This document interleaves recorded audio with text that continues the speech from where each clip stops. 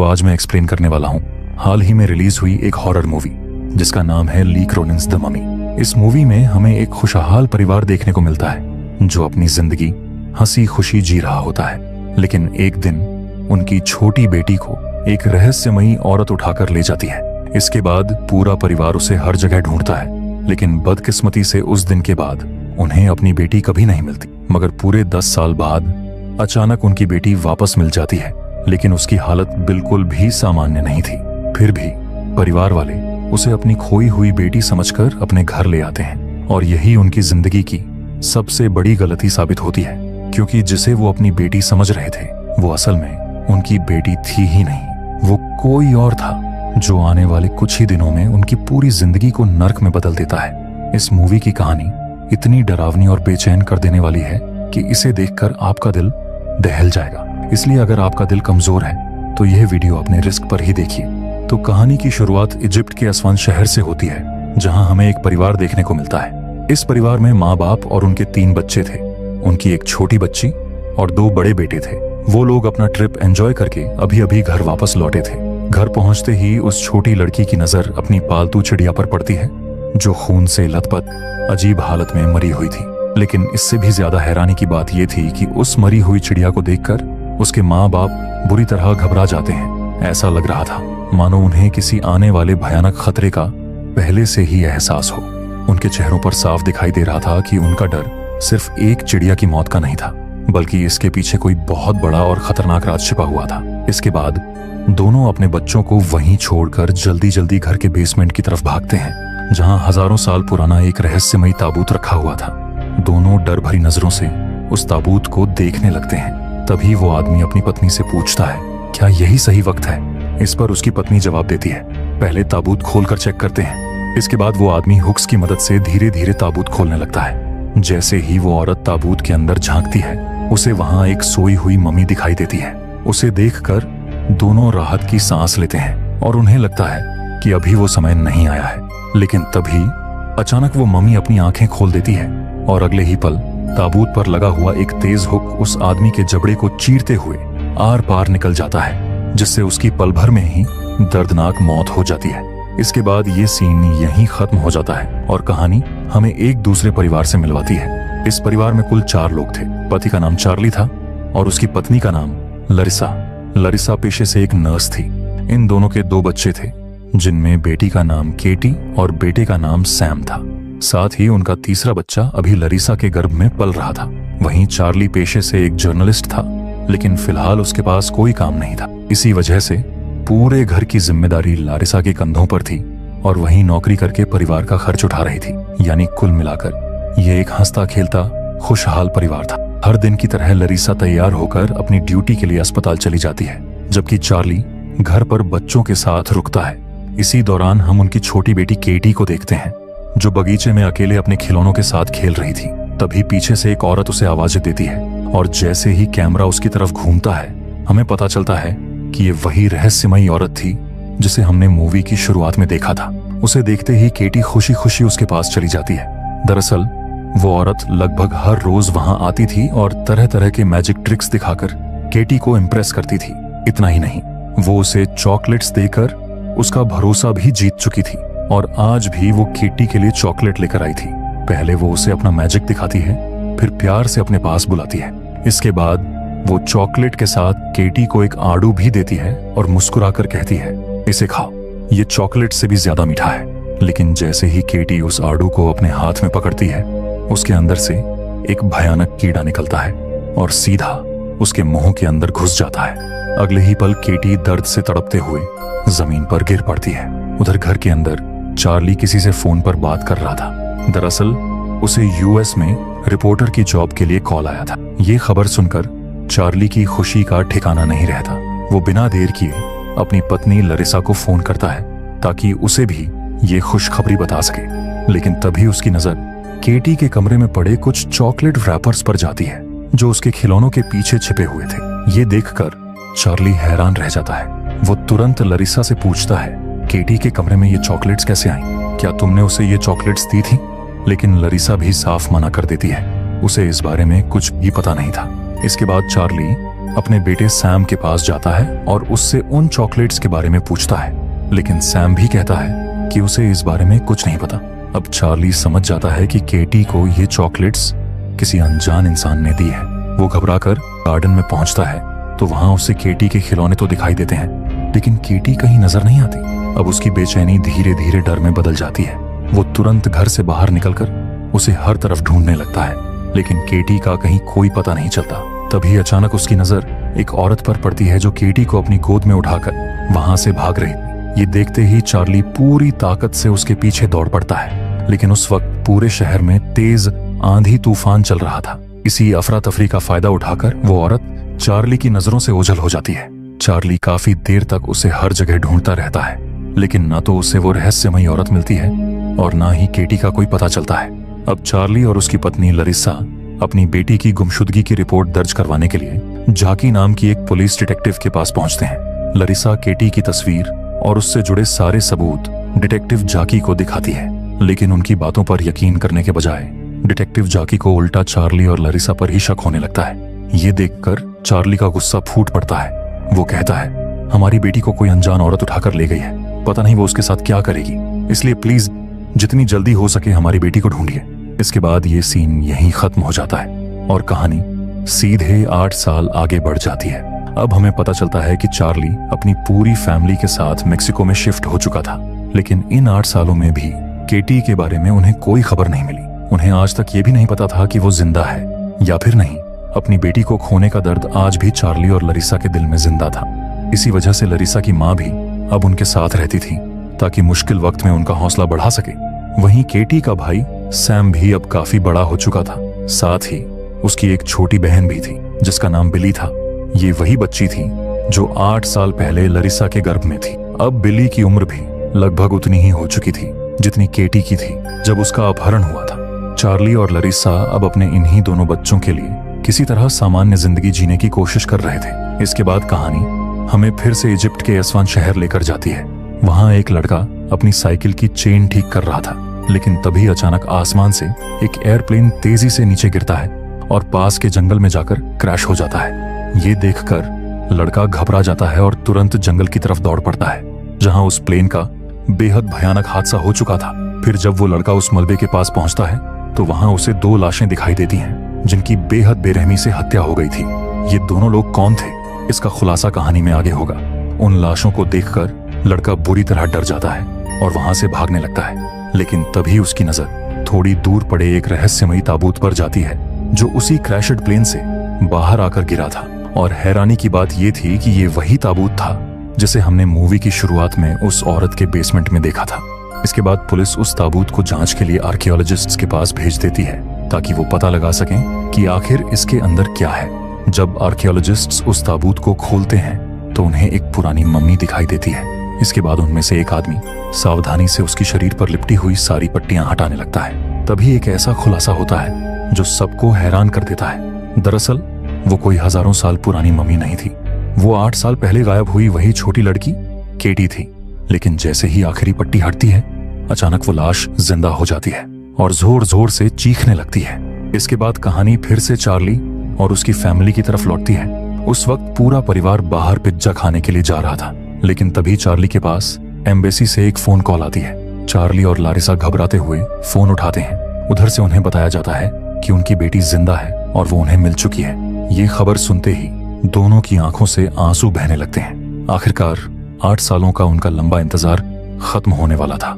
इसके बाद चार्ली और लरिसा बिना देर की अस्पताल पहुंचते हैं जहां केटी को एडमिट किया गया था, लेकिन उसके कमरे में जाने से पहले डॉक्टर्स उन्हें एक जरूरी चेतावनी देते हैं। वो कहते हैं, आप दोनों को अपना दिल मजबूत रखना होगा। केटी की हालत बेहद गंभीर है। शायद उसे कई सालों से सूरज की रोशनी नहीं मिली, इसलिए उसकी पूरी स्किन सफेद पड़ चुकी है। किसी गहरे ट्रॉमा की वजह से उसे बार बार दौरे पड़ रहे हैं। वो अजीब हरकतें करती है और डरावनी आवाजें भी निकालती है। फिलहाल हमने उसे स्ट्रॉन्ग मेडिसिन देकर किसी तरह शांत किया है, इसलिए जब आप उससे मिलें तो ज्यादा शोर या कोई अचानक हरकत मत कीजिए, वरना वो दोबारा आउट ऑफ कंट्रोल हो सकती है। इसके बाद चार्ली और लरिसा कमरे के अंदर जाते हैं और पूरे 8 सालों बाद अपनी बेटी से मिलते हैं। लेकिन केटी की हालत देखकर दोनों के पैरों तले जमीन खिसक जाती है। उसके बड़े बड़े नाखून, चेहरे पर गहरे घाव और बुरी तरह मुड़े हुए हाथ पैर उसे कहीं से भी एक सामान्य इंसान जैसा नहीं दिखा रहे थे। उसे उस हालत में देखकर चार्ली और लरिसा अंदर तक कांप उठते हैं। कमरे से बाहर आते ही लरिसा खुद को संभाल नहीं पाती और फूट फूट कर रोने लगती है। अपनी बेटी की ऐसी हालत उसे बिल्कुल भी देखी नहीं जा रही थी। तभी वहां जकी आती है। ये वही डिटेक्टिव थी जिसे 8 साल पहले केटी के किडनैपिंग केस की जिम्मेदारी सौंपी गई थी और आज भी वही इस केस की जांच कर रही थी। जाकी उन्हें बताती है कि उनकी बेटी 3000 साल पुराने ताबूत के अंदर मिली है। वो ताबूत एक प्राइवेट प्लेन में ले जाया जा रहा था, लेकिन रास्ते में प्लेन क्रैश हो गया जिसमें मौजूद दोनों लोगों की मौत हो गई। फिलहाल पुलिस उन दोनों की पहचान और उनके बारे में जानकारी जुटाने में लगी हुई है, लेकिन चार्ली के मन में सिर्फ एक ही सवाल घूम रहा था, आखिर इन 8 सालों में उसकी बेटी के साथ हुआ क्या था। इस पर जकी उन्हें भरोसा दिलाती है कि वो इस पूरे मामले की तह तक जाएगी और जो भी इस सबके पीछे जिम्मेदार है उसे ढूंढकर जरूर सामने लाएगी। अब लरिसा प्रोफेशनली एक नर्स थी, इसलिए उसे मरीजों की देखभाल करना अच्छी तरह आता था। इसी वजह से वो केटी का डिस्चार्ज करवाकर उसे अपने घर ले आती है ताकि उसकी देखभाल खुद अपने हाथों से कर सके। केटी को घर लाने से पहले चार्ली और लरिसा अपने दोनों बच्चों को समझा देते हैं कि उनकी खोई हुई बड़ी बहन अब मिल चुकी है, लेकिन लंबे समय तक बीमार रहने की वजह से उसकी हालत अभी बिल्कुल ठीक नहीं है। इसलिए उससे डरने की बजाय उसे प्यार और अपनापन देना। इसके बाद पूरा परिवार केटी को घर लेकर आता है और उसे आराम करने के लिए एक कमरे में लिटा देता है। अपनी बेटी के वापस लौट आने से पूरा परिवार बेहद खुश था। वहीं बिल्ली पहली बार अपनी बड़ी बहन से मिल रही थी, इसलिए उसकी खुशी का ठिकाना नहीं था। इसी दौरान पास बैठी उनकी दादी केटी की सलामती के लिए भगवान से प्रार्थना करने लगती है, लेकिन जैसे ही केटी के कानों में भगवान का नाम पड़ता है उसके चेहरे का भाव अचानक बदल जाता है। वो गुस्से से अपनी दादी की तरफ देखने लगती है और अगले ही पल उन पर हमला करके उनकी नाक तोड़ देती है। इतना ही नहीं, अचानक केटी का शरीर अपने आप हवा में उठने लगता है और वो पूरी तरह आउट ऑफ कंट्रोल हो जाती है। ये देखकर लरिसा बिना एक पल गंवाए बेहोशी का इंजेक्शन निकालती है और तुरंत उसे लगाती है।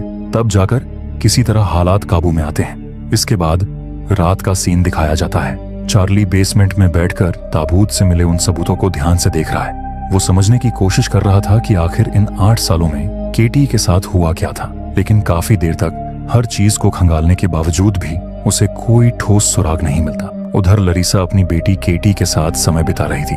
वो उसे बचपन की तस्वीरें दिखाकर पुराने दिनों की याद दिलाने की कोशिश करती है, लेकिन केटी को न तो कुछ याद आता है और न ही वो एक शब्द बोल पाती है। आखिरकार कुछ देर बाद वहीं बैठे बैठे लरिसा और केटी दोनों की आंख लग जाती है।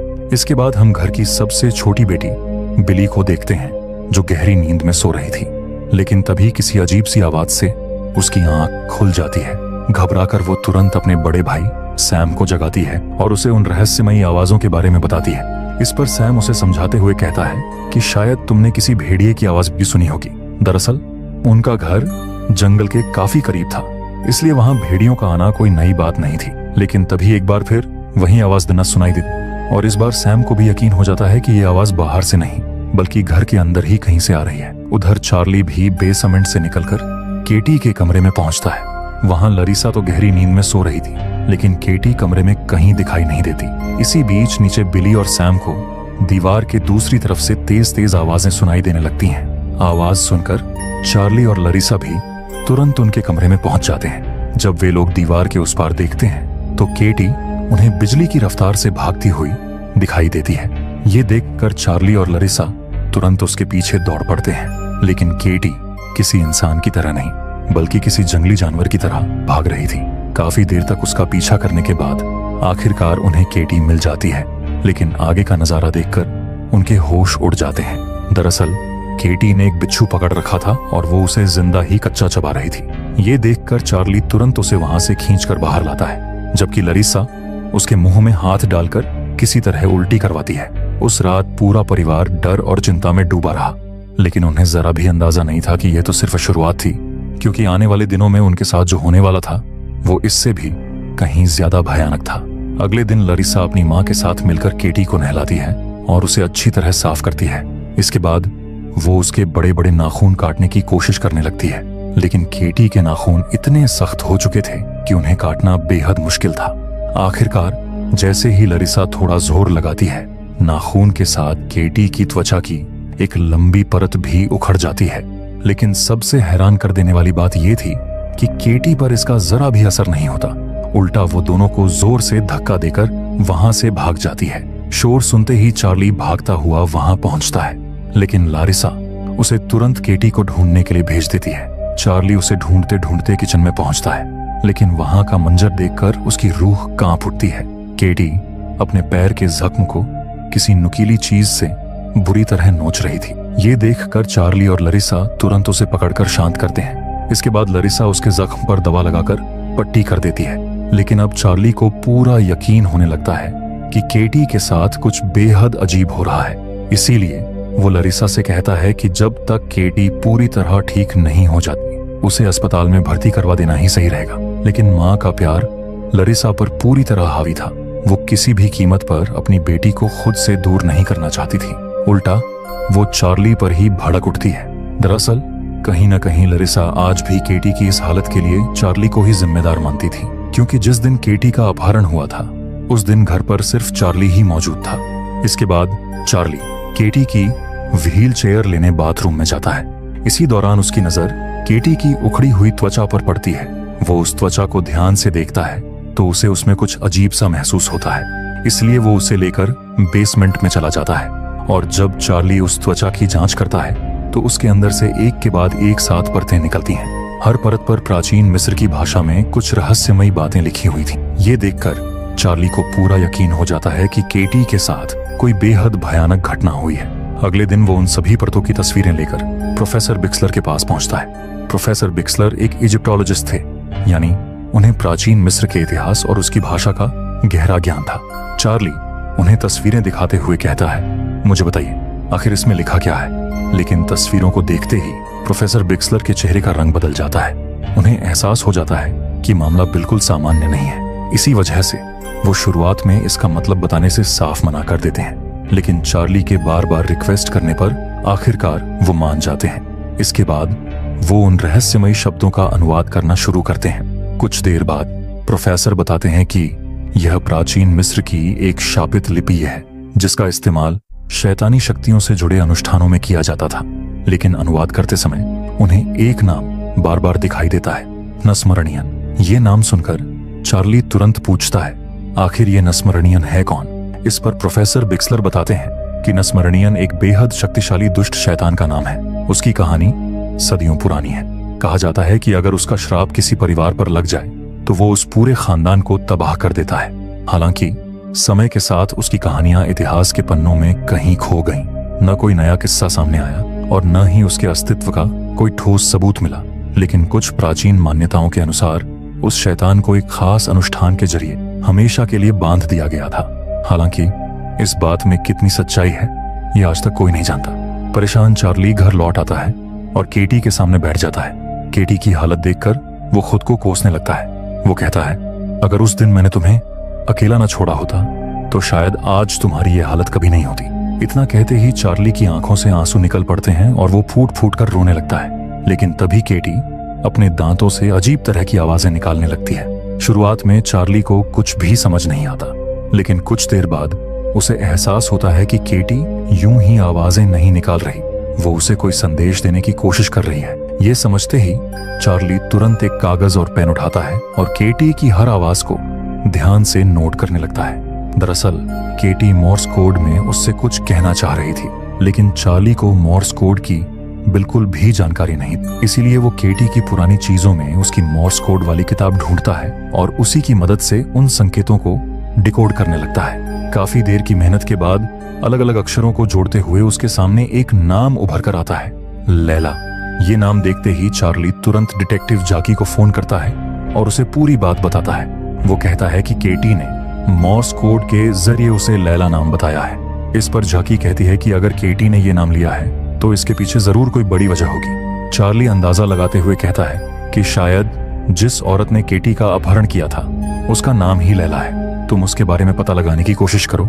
लेकिन जकी जवाब देती है, इजिप्ट में लैला नाम की हजारों औरतें हैं। सिर्फ एक नाम के आधार पर असली अपराधी तक पहुंचना लगभग नामुमकिन है। इसके बाद चार्ली केटी के बचपन की सारी पुरानी चीजें निकालकर देखने लगता है। उसे उम्मीद थी कि शायद इनमें से किसी चीज से लैला के बारे में कोई सुराग मिल जाए। वो केटी को बचपन में मिले एक एक पत्र को ध्यान से पढ़ने लगता है। काफी देर तक तलाश करने के बाद उसके हाथ एक ऐसा लेटर लगता है जिस पर उसी चॉकलेट की ड्राइंग बनी हुई थी। वही चॉकलेट जिसके लालच में फंसाकर केटी का अपहरण किया गया था। ये देखकर चार्ली तुरंत उस लेटर को पढ़ने लगता है। तब उसे पता चलता है कि वो पत्र लैला खलील नाम की एक बच्ची ने भेजा था, यानी चार्ली जिस लैला को अपहरण करने वाली औरत समझ रहा था वो तो केटी की बचपन की एक दोस्त निकली। उधर बिल्ली वॉशरूम से लौटकर अपने कमरे की तरफ जा रही थी, लेकिन तभी उसे केटी के कमरे से गाना गाने की आवाज सुनाई देती है। केटी को बोलते हुए सुनकर बिल्ली खुशी खुशी अपनी माँ को बुलाने जाने लगती है, लेकिन तभी केटी उसे रोकते हुए कहती है वो अपनी माँ को सरप्राइज देना चाहती है। इसके बाद केटी बड़े प्यार से बिल्ली को अपने पास बुलाती है, लेकिन अगले ही पल उसकी आवाज अचानक डरावनी और शैतानी हो जाती है। वो कहती है तुम बहुत टेस्टी लग रही हो। इतना कहते ही केटी दरवाजे के नीचे से बिल्ली के पैर को चाटने लगती है। ये देखकर बिल्ली डर के मारे वहां से भागने की कोशिश करती है, लेकिन तभी कमरे के अंदर से केटी किसी अजीब भाषा में मंत्र पढ़ने लगती है और अगले ही पल बिल्ली हवा में उड़ जाती है। केटी उसे अपनी तरफ खींच लेती है और जोर जोर से मंत्र पढ़ने लगती है और देखते ही देखते बिल्ली भी उसी शैतानी शक्ति के वश में आ जाती है। इसके बाद हम जकी को देखते हैं, जिसे चार्ली ने लैला खलील के बारे में बता दिया था। जकी सबसे पहले इजिप्ट का पूरा डेटाबेस चेक करती है, लेकिन वहां लैला खलील नाम की कई महिलाएं दर्ज, ऐसे में हर एक की जांच करना लगभग नामुमकिन था। तभी जकी की नजर उस लेटर पर लगे डाक टिकट के स्टैंप पर जाती है। वो उसकी जांच करती है और पता लगा लेती है कि ये पत्र इजिप्ट के अस्वान शहर से भेजा गया था। अब अस्वान जैसे बड़े शहर में भी उस समय सिर्फ एक ही डाकघर था, इसलिए सिर्फ स्टैंप के आधार पर यह पता लगाना आसान नहीं था कि आखिर ये पत्र किस घर से भेजा गया था। तब जकी सैटेलाइट इमेज की मदद से पूरे इलाके की जांच शुरू करती है। इसी दौरान उसकी नजर एक बेहद अजीब चीज पर पड़ती है। उसे रेगिस्तान के बीचों बीच एक घर के सामने हरा भरा खेत दिखाई देता है, और सबसे हैरान करने वाली बात यह थी कि पूरे इलाके में सिर्फ वही एक खेत मौजूद था। जब जकी को पता चलता है कि उस खेत में आड़ू उगाए जाते हैं, तो वो बिना एक पल गंवाए तुरंत वहां के लिए निकल पड़ती है, क्योंकि आड़ू ही वो इकलौता सुराग था जो पुलिस को केटी के गायब होने की जगह से मिला था। यानी साफ था कि केटी तक वो फल इसी खेत से पहुंचा होगा। कुछ देर बाद जकी उस खेत के सामने बने घर तक पहुंच जाती है, और यही वो घर था जिसे हमने मूवी की शुरुआत में देखा था। लेकिन उस समय घर के अंदर कोई भी मौजूद नहीं था, इसलिए जकी पीछे के दरवाजे से चुपचाप घर के अंदर दाखिल होती है और पूरे घर की तलाशी लेने लगती है। तलाशी के दौरान वो आखिरकार उसी बेसमेंट तक पहुंच जाती है जहां 8 साल पहले वो रहस्यमयी ताबूत रखा हुआ था। वहां की हालत और चारों तरफ फैली अजीब चीजों को देखकर जकी समझ जाती है कि इस जगह पर जरूर कुछ भयानक हुआ है। लेकिन तभी जकी को एहसास होता है कि घर के अंदर कोई आ चुका है। ये महसूस होते ही वो तुरंत ऊपर की तरफ जाती है। जैसे ही वो कमरे में पहुंचती है, उसकी नजर एक औरत पर पड़ती है। बिना एक पल गंवाए जकी उस पर अपनी गन तान देती है और उसे तुरंत सरेंडर करने के लिए कहती है, लेकिन अगले ही पल वो औरत चाकू लेकर जकी पर हमला कर देती है। हालांकि ऐन मौके पर जकी गोली चलाकर उसे घायल कर देती है। इसी दौरान वहां एक और लड़की आ जाती है, जो जकी और उस औरत को देखकर तुरंत वहां से भागने लगती है। उसे डरा हुआ देखकर जकी भी उसका पीछा करती है। अब काफी देर तक भागने के बाद वो लड़की अचानक एक जगह रुक जाती है और जमीन खोदने लगती है। जकी को समझ ही नहीं आता कि वो आखिर कर क्या रही है। कुछ ही देर में लड़की जमीन के अंदर से एक छोटा सा बक्सा निकालती है और उसे जकी के सामने रख देती है। जकी धीरे धीरे उस बक्से को खोलती है तो उसके अंदर केटी के नाम की एक सीडी रखी हुई थी। ये देखकर जकी तुरंत उस लड़की से पूछती है, क्या तुम लैला खलील हो? इस पर लड़की चुपचाप हाँ में सिर हिला देती है। इसके बाद जकी उसे अपने साथ पुलिस स्टेशन ले आती है और उससे सख्ती से पूछताछ शुरू करती है। तभी वो लड़की अपनी कटी हुई जीभ दिखाती है और टूटी फूटी आवाज में कहती है, मेरा नाम लैला खलील है और जिस औरत को तुमने गोली मारी थी वो मेरी सगी माँ है। यानी मूवी की शुरुआत में हमने जिस छोटी बच्ची को देखा था वो और कोई नहीं बल्कि यही लैला खलील थी। जकी जब लैला से उसकी कटी हुई जीभ के पीछे की वजह पूछती है तो लैला कांपती हुई आवाज में पूरी सच्चाई बताने लगती है। वो कहती है कि उसकी ये हालत किसी और ने नहीं बल्कि उसकी अपनी माँ ने की है। दरअसल जब लैला ने केटी को शैतान के हवाले करने से मना किया था तो उसकी माँ ने सजा के तौर पर उसकी जीभ ही काट दी, लेकिन उसके दोनों बड़े भाइयों ने इस काले काम में अपनी माँ का पूरा साथ दिया था। इसी वजह से उनकी जान बच गई। लैला आगे बताती है कि वे लोग उस ताबूत को अस्वान शहर से बाहर ले जाने वाले थे, क्योंकि कुछ ही दिनों में पूरा इलाका बाढ़ की चपेट में आने वाला था।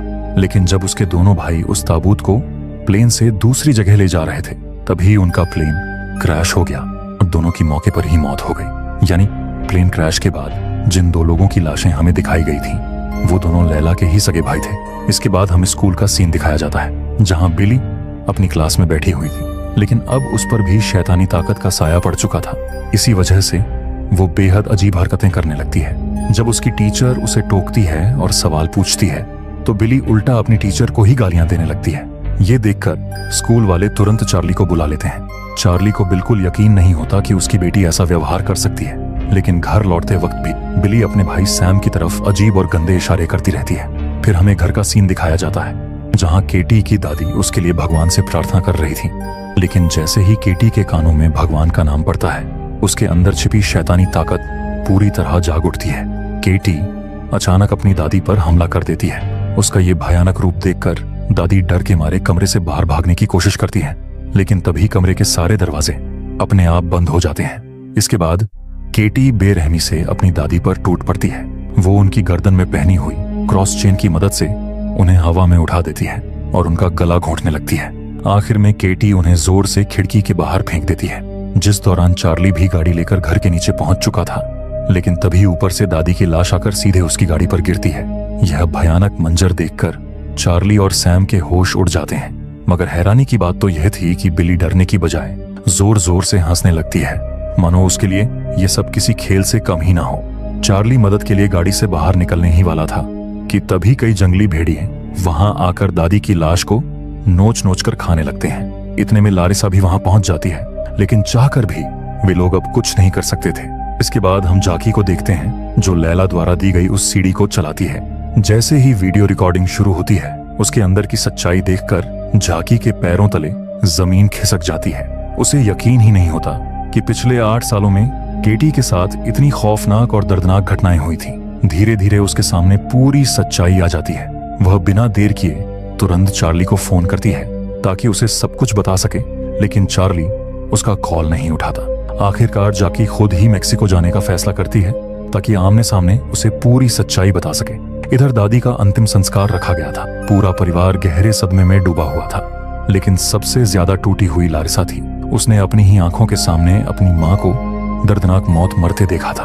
अब उसका सब्र पूरी तरह जवाब दे चुका था, इसलिए वह चार्ली से कहती है कि केटी को जितनी जल्दी हो सके अस्पताल भेजने की तैयारी करो, क्योंकि अब उसका इस घर में रहना खतरे से खाली नहीं है। चार्ली भी उसकी बात से पूरी तरह सहमत था। इन लोगों ने केटी को उसके कमरे में बंद करके रखा था ताकि वह फिर कोई नई मुसीबत खड़ी न कर दे। वहीं सैम भी कमरे के बाहर बैठकर उस पर नजर रख रहा था। तभी अंदर से केटी उसे आवाज देती है और बड़े ही मासूम अंदाज में दरवाजा खोलने के लिए कहती है, लेकिन उसकी खौफनाक आवाज सुनते ही सैम समझ जाता है कि वहां रुकना अब बिल्कुल भी सुरक्षित नहीं है। इसलिए वह अपने कमरे में जाकर हेडफोन लगाकर गाने सुनने लगता है, मगर उस शैतान से बच पाना इतना आसान नहीं था। कुछ ही देर में वही डरावनी आवाज उसके हेडफोन के अंदर भी गूंजने लगती है और देखते ही देखते सैम भी उस शैतानी ताकत के वश में आ जाता है। दूसरी तरफ दादी के अंतिम संस्कार में बिली अकेली एक कोने में बैठी थी, लेकिन तभी वह अपने ही सारे दांत उखाड़कर फेंक देती है। उसी दौरान केटी भी अपने कमरे के फर्श को तोड़कर नीचे हॉल तक पहुंचने की कोशिश करने लगती है। इधर बिली धीरे धीरे दादी के शव के पास जाती है और उनके मुंह से नकली दांत निकालकर खुद पहन लेती है। यह नजारा देखकर चार्ली और लारिसा के पैरों तले जमीन खिसक जाती है, लेकिन बिली यहीं नहीं रुकती। वह अचानक वहां मौजूद एक आदमी पर टूट पड़ती है और उसे बेरहमी से नोचने लगती है। बिली की इस हरकत से वहां अफरा तफरी मच जाती है और सभी का ध्यान उसकी तरफ चला जाता है। इसी मौके का फायदा उठाकर केटी छत के रास्ते नीचे उतरती है और चुपके से दादी के कॉफिन के अंदर घुस जाती है, जहां वह किसी जंगली जानवर की तरह उनकी लाश को खाने लगती है। ये खौफनाक मंजर देखकर सब लोग अपनी जान बचाकर वहां से भाग जाते हैं। इसके बाद रात का सीन दिखाया जाता है, जहां चार्ली ने केटी को मजबूती से कुर्सी पर बांध रखा था ताकि वह किसी को नुकसान न पहुंचा सके। वहीं दूसरी तरफ सैम अपने कमरे में बैठा था, लेकिन अब तक वह शैतानी ताकत पूरी तरह उस पर भी अपना कब्जा जमा चुकी थी। इतने में जाकी भी चार्ली के घर पहुंच जाती है। उसके हाथ में वही सीढ़ी थी जिसे लैला ने उसे दिया था। जाकी वह सीढ़ी चार्ली और लारिसा के सामने रखते हुए कहती है कि इसमें केटी के साथ पिछले 8 सालों में जो कुछ भी हुआ उसकी पूरी सच्चाई छिपी हुई है। लेकिन वीडियो चलाने से पहले वह दोनों को चेतावनी देती है कि अपना दिल मजबूत कर लो, क्योंकि एक माँ बाप होने के नाते इस रिकॉर्डिंग को देखना तुम्हारे लिए बिल्कुल भी आसान नहीं होगा। फिर भी अगर तुम अपनी बेटी को बचाना चाहते हो तो यह सच जानना बेहद जरूरी है। इसके बाद जाकी वह वीडियो चलाती है। वीडियो की शुरुआत उसी औरत से होती है जिसने 8 साल पहले केटी का अपहरण किया था। वह कैमरे के सामने अपनी पूरी सच्चाई कबूल करते हुए बताती है कि उनके खानदान पर सदियों से नस्मरणीयन नाम के एक शैतान का श्राप लगा हुआ है। इस श्राप के मुताबिक हर पीढ़ी को उस शैतान के लिए एक इंसानी शरीर सौंपना पड़ता है, और अगर कोई ऐसा करने से इनकार करे तो वह शैतान पूरे परिवार का सफाया कर देता है। इसलिए हर कुछ सालों में उसे एक नया शरीर देना उनकी मजबूरी बन जाती है। वह औरत आगे बताती है कि उस शैतान के लिए किसी भी उम्र का शरीर इस्तेमाल किया जा सकता है, लेकिन उसने जानबूझकर एक छोटी बच्ची का अपहरण किया है, क्योंकि जितना कम उम्र का शरीर होगा उतने ही लंबे समय तक शैतान उसके अंदर कैद रह सकेगा। यहीं से हमें समझ आता है कि आखिर उसने केटी को ही अपना शिकार क्यों बनाया। उसकी पूरी जिंदगी अभी बाकी थी, इसलिए वह शैतान भी कई सालों तक उसी शरीर में रह सकता था। इसके बाद वह औरत कैमरे में उस खौफनाक रस्म को रिकॉर्ड करना शुरू करती है, जिसके जरिए शैतान को एक नए शरीर में भेजा जाता था। दरअसल वह यह सब इसलिए रिकॉर्ड कर रही थी ताकि आने वाली उसकी अगली पीढ़ियां भी इस शैतानी रस्म को बिना किसी गलती के पूरा कर सकें। फिर वीडियो में हम देखते हैं कि वह औरत अपने रिश्तेदारों के साथ मिलकर केटी को उस शैतान के ऊपर लिटा देती है। उस वक्त केटी डर के मारे जोर जोर से चीख रही थी और रहम की भीख मांग रही थी। अपनी बेटी की दर्द भरी चीखें सुनकर चार्ली और लारिसा की आंखों से आंसू आने लगते हैं। इसके बाद वह औरत किसी प्राचीन भाषा में मंत्र पढ़ना शुरू करती है। जैसे जैसे वह शैतानी रस्म आगे बढ़ती है, वह बूढ़े शरीर में कैद शैतान बाहर निकलकर सीधे केटी के शरीर में प्रवेश कर जाता है। फिर वे सभी मिलकर केटी के पूरे शरीर पर शापित स्क्रिप्ट की परतें लपेट देते हैं ताकि वह शैतान कभी उसके शरीर से बाहर ना निकल सके। अगर आपको याद हो, चार्ली को केटी की स्किन से जो 7 परतें मिली थीं, वे दरअसल उसी का स्क्रिप्ट का हिस्सा थीं। इधर चार्ली, लारिसा और जाकी यह खौफनाक वीडियो देख रहे थे, जबकि उधर केटी के अंदर बैठा शैतान अपना अगला कदम उठा चुका था। वह सैम को अपने कमरे में बुलाता है और उसके वश में आ चुके दिमाग का फायदा उठाकर खुद को आजाद करवा लेता है। आजाद होते ही केटी अपने शरीर पर लिपटी हुई उन सारी कर्स स्क्रिप्ट्स को एक एक करके नोचकर फेंक देती है। वहीं वीडियो में शैतानी रस्म पूरी होने के बाद वे लोग केटी को हमेशा के लिए उसी प्राचीन ताबूत में बंद कर देते हैं और इसी के साथ वो रिकॉर्डिंग खत्म हो जाती है। अब पूरी सच्चाई सामने आने के बाद लारिसा को समझ आ जाता है कि उसकी बेटी की इसमें कोई गलती नहीं है। ये सब उसके अंदर मौजूद शैतान उससे करवा रहा था। अपनी बेटी को बचाने की उम्मीद में वह बिना देर किए उसके कमरे की तरफ दौड़ पड़ती है। चार्ली और जाकी भी उसके पीछे भागते हैं, लेकिन काफी कोशिश करने के बावजूद भी वे लोग केटी के कमरे का दरवाजा नहीं खोल पाते। लेकिन तभी अचानक वहां तेज आंधी तूफान शुरू हो जाता है और केटी के कमरे का दरवाजा अपने आप खुल जाता है, जहां उनके सामने केटी नहीं बल्कि उसके अंदर छिपा हुआ शैतान अपने असली रूप में खड़ा था। बिना एक पल घमाए वह सीधे चार्ली पर हमला कर देता है। यह देखकर झाकी और लारिसा उसे रोकने की कोशिश करती है, लेकिन केटी झाकी को इतनी जोर से धक्का देती है कि वह सीढ़ियों से लुढ़क कर नीचे गिर जाती है और वहीं पर बेहोश हो जाती है।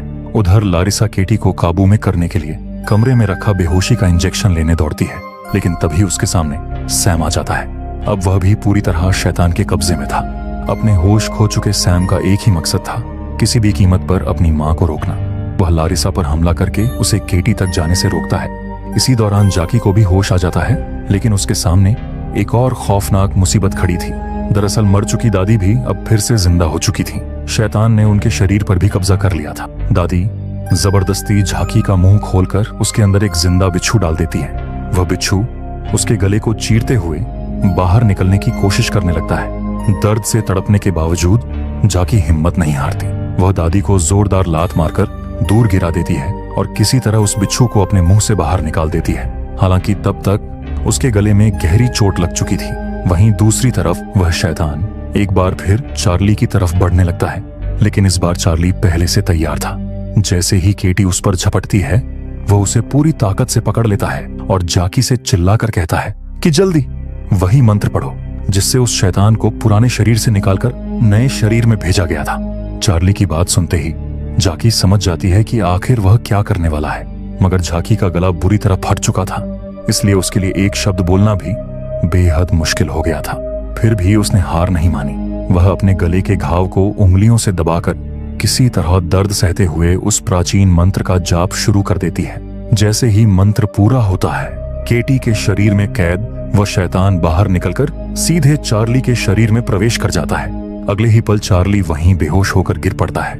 उधर केटी को धीरे धीरे होश आने लगता है। अब उसके चेहरे पर पहली बार वही मासूमियत लौट आई थी और वह पूरी तरह पहले जैसी सामान्य हो चुकी थी। 8 साल बाद अपनी बेटी को उसकी असली आवाज में बोलते सुनकर लारिसा की आंखों से खुशी के आंसू छलक पड़ते हैं। आखिरकार उसकी बेटी उस शैतान के कब्जे से आजाद हो चुकी थी। इसके बाद कहानी कुछ दिनों आगे बढ़ती है। अब चार्ली को उसी प्राचीन ताबूत में बंद करके रखा गया था, क्योंकि शैतान अब उसके शरीर के अंदर मौजूद था। वहीं दूसरी तरफ केटी, सैम और बिली तीनों पूरी तरह ठीक हो चुके थे। अपने बच्चों को फिर से सामान्य देखकर लारिसा बेहद खुश थी, लेकिन चार्ली की हालत उसे अंदर ही अंदर तोड़ रही थी। तभी उसके दिमाग में एक ऐसा प्लान आता है जिससे शायद चार्ली को बचाया जा सकता था। वह तुरंत जाकी को फोन करके अपनी पूरी योजना बताती है और जाकी भी बिना देर किए उसका साथ देने के लिए तैयार हो जाती है। फिर हम कुछ दिनों बाद उस जादूगरनी को देखते हैं जिसने 8 साल पहले केटी का अपहरण किया था।